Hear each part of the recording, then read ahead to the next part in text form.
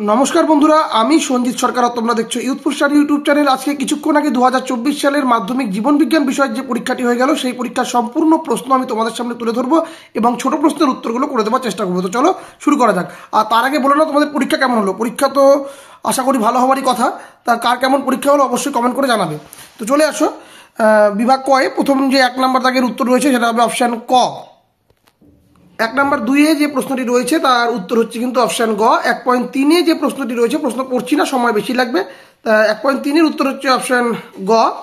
1.4-এর যে উত্তর রয়েছে, 1.4-এর উত্তর হবে অপশান খ, টেলোফেজ। 1.5-এর উত্তর হবে অপশান গ, এককোষী জাইগোট বহুকোষী ভ্রূণে রূপান্তরিত হয়। 1.6 এই যে প্রশ্নটি রয়েছে তার উত্তর হবে হচ্ছে অপশান ঘ, সেন্ট্রোমিয়ার। 1.7-এর উত্তর হবে হচ্ছে অপশান খ, বেগুনি ও সাদা। গিনিপিগের ক্ষেত্রে দ্বিসংকর জননের F2 জনুতে উৎপন্ন যেটা জিনোটাইপ 4টি সংখ্যার আনুপাতিকটি কি হবে, এটা কিন্তু এটা দেখলেই বোঝা যাচ্ছে, এটা কিন্তু অপশান ক হবে উত্তর। হ্যাঁ, 1:1:1:1:1। তারপরে চলে আসবে পরবর্তী পার্ট যেটা রয়েছে। 1.9-এর উত্তর হচ্ছে কিন্তু অপশান ঘ। 1.10-এর উত্তর হচ্ছে অপশান ঘ। 1.11-এর উত্তর হচ্ছে অপশান খ, প্রকরণ। 1.12-এর উত্তর হচ্ছে অপশান গ, ডিম্বাকার লোহিত রক্তকণিকা। 1.13-এর উত্তর হচ্ছে অপশান ক, নাইট্রিফিকেশন। 1.14-এর উত্তর হচ্ছে অপশান খ, সুন্দরল্যান্ড পূর্ব হিমালয়। হ্যাঁ, তারপরে চলে আসবে 1.5, এটা হবে অপশান ক।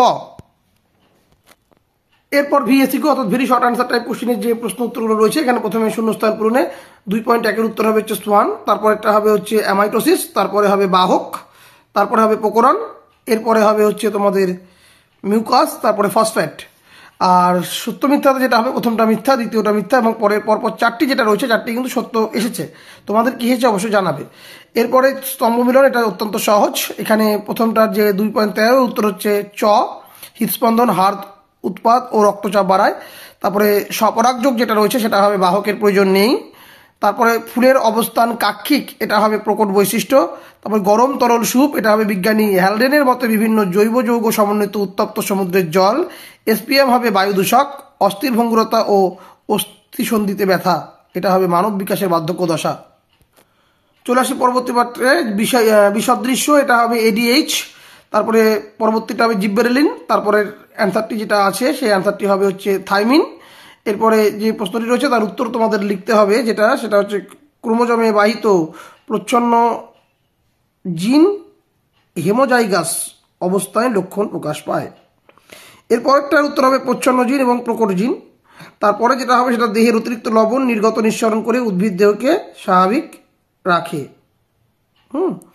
এরপরে চলে আসো পরবর্তী 2.25-এ, এটা ব্রঙ্কাইটিস। তারপরেরটা হবে হচ্ছে প্রজনন বা এই যে প্রজেক্ট কোডাইল যে জায়গাটা করলাম, তো এখানে প্রজনন। তো এই হচ্ছে তোমাদের টোটাল ছোট প্রশ্ন। তোমাদের কার কি উত্তর এসেছে অবশ্যই কমেন্ট করে জানাবে। 2-1টা ভুল ত্রুটি থাকতে পারে, সেটা নিজে কোনো ক্ষমা করবে। পরবর্তী প্রশ্ন যেটা আছে বিভাগ গ-এর প্রশ্নগুলো দেখে নাও, যাদের যাদের প্রয়োজন হবে তারা অবশ্যই স্ক্রিনশট নিয়ে নেবে পরবর্তীকালে। তারপরে যে প্রশ্নটা রয়েছে প্রশ্নটা স্ক্রিনশট নিয়ে নিতে পারো তোমরা অবশ্যই, যাদের যাদের স্ক্রিনশটের প্রয়োজন হবে। এই তোমাদের সম্পূর্ণ প্রশ্ন উত্তর আমি দিলাম ছোট প্রশ্নের, এবং বড় প্রশ্নগুলো দেখিয়ে দিচ্ছি। যাদের যাদের লাগবে বলে মনে হবে তারা অবশ্যই কিন্তু স্ক্রিনশট নিয়ে প্রশ্নটা নিয়ে নিতে পারো, যারা পরবর্তী বছরে পরীক্ষা দেবে। এই হচ্ছে তোমাদের সম্পূর্ণ প্রশ্নপত্র। কেমন হয়েছে প্রশ্ন এবং তোমরা কেমন পরীক্ষা দিয়েছো অবশ্যই তোমরা কমেন্ট করে জানাবে। তো আজকের মতো ভিডিও এখানে শেষ করছি, দেখা হবে তোমার সঙ্গে পরবর্তী ভিডিওতে। ধন্যবাদ।